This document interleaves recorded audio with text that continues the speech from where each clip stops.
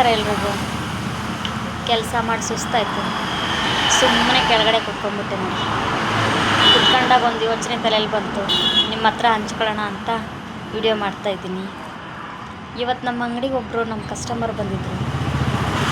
ಸಾರಿ, ನಾನು ಕಸ್ಟಮರ್ ಅಂತ ಹೇಳ್ಬಾರ್ದು, ಅವ್ರು ನಮ್ಗೆ ಅಂದಾತ್ರ ಇದ್ದಂಗೆ. ಅವ್ರು ಬೆಳಗ್ಗೆನೇ ಬಂದಿದ್ದರು. ಅವ್ರು 6 ಗಂಟೆಗೆ ಬಂದರು. ಅಕ್ಕ ಟೀ ಕೊಡಿ ಅಂದರು. ಟೀ ಕೊಟ್ಟೆ. ಅಕ್ಕ ತಿಂಡಿ ಏನಿದೆ ಅಂದರು. ಇಲ್ಲ ಅಣ್ಣ, ಇನ್ನೂ ತಿಂಡಿ ಆಗಿಲ್ಲ, ರೆಡಿ ಮಾಡ್ತಾಯಿದ್ದೀನಿ ಅಂದೆ. ಅಕ್ಕ ಒಂದು 10 ಗಂಟೆ ಹಂಗೆ ಬರಲಾ ಅಂದರು. ಸರಿ ಆಯ್ತು ಅಣ್ಣ, ಬನ್ನಿ, ಅಷ್ಟೊತ್ತಿಗೆ ರೆಡಿಯಾಗಿರುತ್ತೆ ಬನ್ನಿ ಅಂದೆ. ಆಯ್ತಣ್ಣ ಅಂತೇಳಿ ನಾನು ಕೆಲಸ ಮಾಡ್ತಾಯಿದ್ದೆ. ಅವ್ರು 10 ಗಂಟೆಗೆ ಬರಲಿಲ್ಲ. ಮಧ್ಯಾಹ್ನ ಒಂದು 3 ಗಂಟೆ ಏನೋ ಬಂದರು.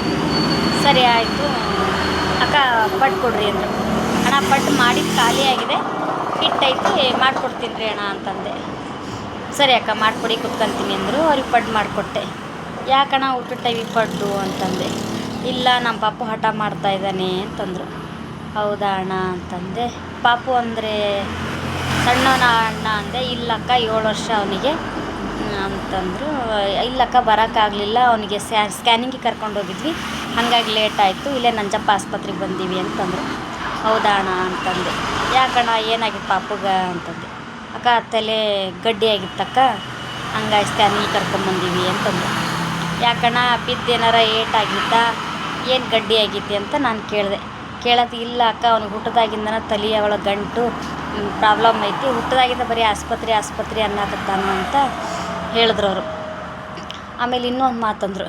ಅಕ್ಕ ನೋಡ್ರಿ, ಅವ್ನು ಹುಟ್ಟೋದಕ್ಕಿಂತ ಮುಂಚೆ ಮಕ್ಕಳಾಗ್ಲಪ್ಪ ದೇವ್ರಿ ಅಂತೇಳಿ ಕಣ್ ದೇವ್ರಿಗೆ ನಾನು ಕೈ ಮುಗಿತಿದ್ದೆ.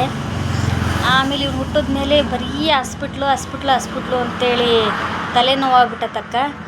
ನಾವು ಚನ್ನಗೇರಿರು, ಈಗ ದೇವ್ರಿಗೆ ಬೈಯಾಕತ್ತೆ ನೋಡಕ್ಕ ನಾನು. ಅಲ್ಲಪ್ಪ, ಕೊಟ್ಟು ಭಗವಂತ ಇಂಥ ಮಗುನ ಯಾಕೆ ಕೊಟ್ಟು, ನೀನು ಕೊಡದಿದ್ರು ಪರವಾಗಿಲ್ಲ, ಯಾಕೆ ಇಂಥ ಮಗನ ಕೊಟ್ಟೆ ಅಂತ ದೇವ್ರಿಗೆ ಬೈತೀನಿ ಅಂತಂದರು. ಅದಕ್ಕೆ ನಾನಂದೆ, ಇಲ್ಲ ಅಣ್ಣ ಬೈಬೇಡ್ರಿ, ದೇವ್ರಿಗೆಲ್ಲ ಬೈಯೋದಲ್ಲ. ಹೋದ ಜನ್ಮದಲ್ಲಿ ನಾವೇನು ಕರ್ಮ ಮಾಡಿರ್ತೀವೋ ಅದನ್ನು ಈ ಜನ್ಮದಲ್ಲಿ ನಾವು ಅನುಭವಿಸ್ಬೇಕು. ಹೋದ ಜನ್ಮದ ಕುಕರ್ಮ ಅದು, ನಾವು ಈ ಜನ್ಮದಲ್ಲಿ ಅನುಭವಿಸ್ಬೇಕು ಬಿಡಕ್ಕ ಅಣ್ಣ ಅಂತ ನಾನಂದೆ. ಹೌದು ಬಿಡಕ್ಕ ಅಂತಂದರು. ಅವಾಗ ಇನ್ನೊಂದು ಮಾತು ನನ್ನ ತಲೆಯಲ್ಲಿ ಸಡನ್ಲಿ ಬಂತು. ಅಣ್ಣ ಅವನು ಹುಷಾರಾಗ್ತಾನಣ್ಣ, ಆರಾಮಾಗ್ತಾನೆ, ಏನು ಚಿಂತೆ ಮಾಡಬೇಡ್ರಿ, ರಾಯರಿದ್ದಾರೆ ಅಂತ ಹೇಳಿದೆ.